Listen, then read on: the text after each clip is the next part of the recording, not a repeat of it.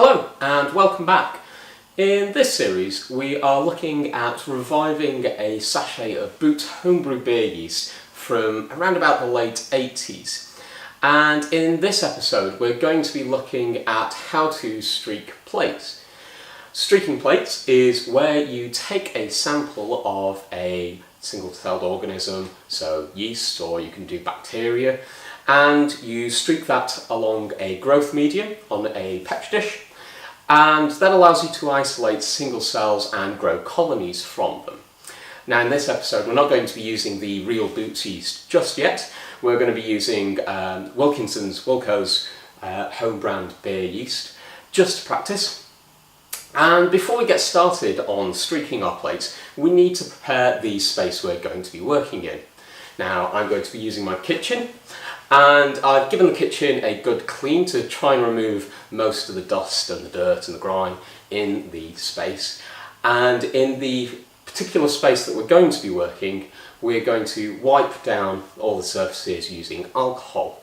I'm using isopropyl alcohol and Kim wipes. You can buy these from RS Components and Farnell, that sort of place, where they're often used for cleaning electrical components and also for cleaning the ends of fibre optic cables as used in computer networks.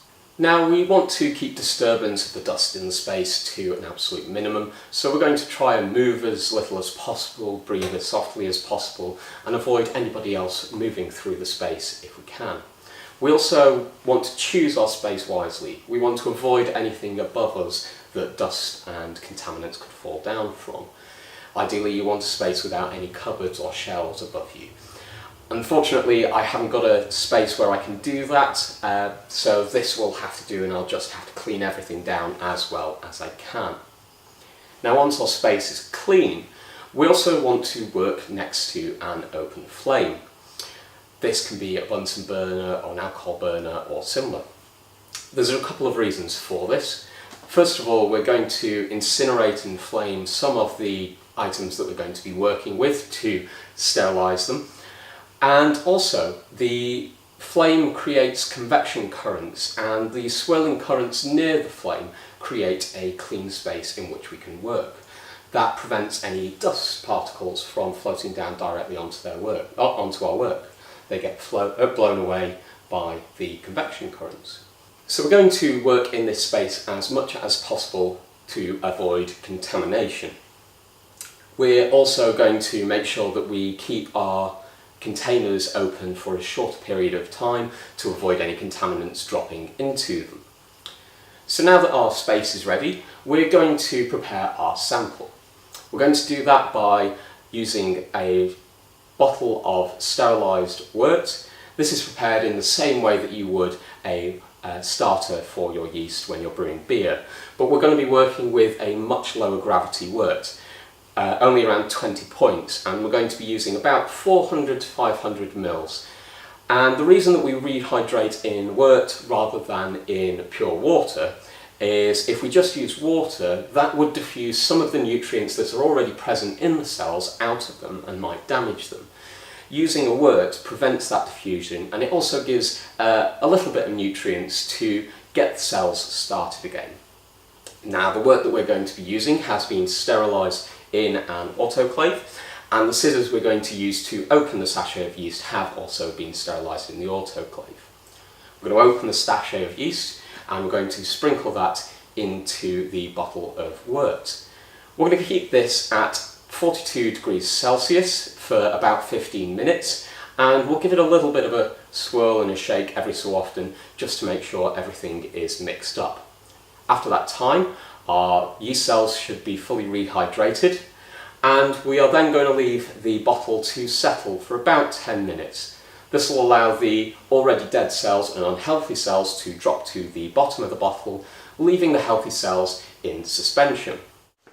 We're now ready to streak our plates using our prepared sample. We're going to be doing that using a wire loop. This is a nichrome wire loop and holder that you can buy on eBay for microbiology work.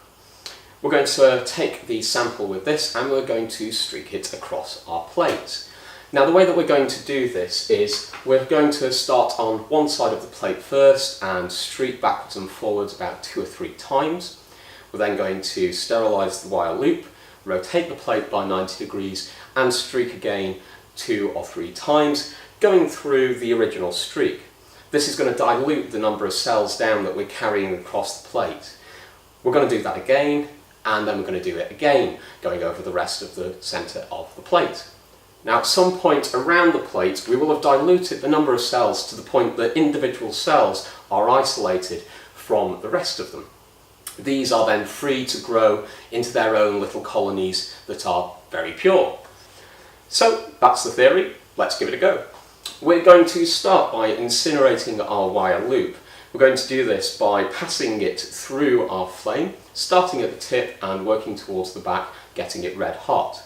This is going to sterilise it and kill off any contaminants that may already be present on the loop. We're then going to dip that into our sample, making sure to keep the lid open as little as possible. And when we dip our loop into there, that's going to cool it down, and it's also going to collect some cells for us.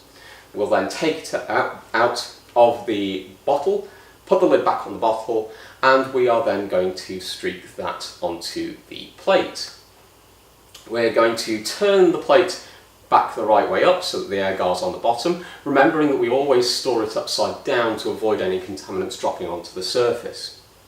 We're going to lift the lid, and working under the lid we're going to make that first streak.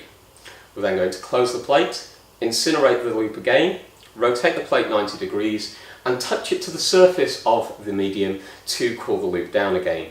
We'll then make our next streak, and then we'll go through that process again, and the last time, and we're going to spread all the way into the middle of the plate. That's our plate prepared, and we're going to do this with a few more plates just so that we've got backups, so if any of these plates get contaminated then we hopefully have one that is good. I will also say that these plates are the ones that we made last time round when we had the filter break. So the medium isn't as clear as we would like it to be. Ideally the medium would be clear so that we can easily see if it's just the yeast growing on the surface or if there is contaminants there. We're not done with our bottle of yeast just yet. Join us in our next episode when we're going to be analysing this bottle of yeast to find out how many cells are in there, and also to figure out how many of those are alive or dead. That's the viability of the yeast. Thank you very much for watching, and I'll see you again in the next episode.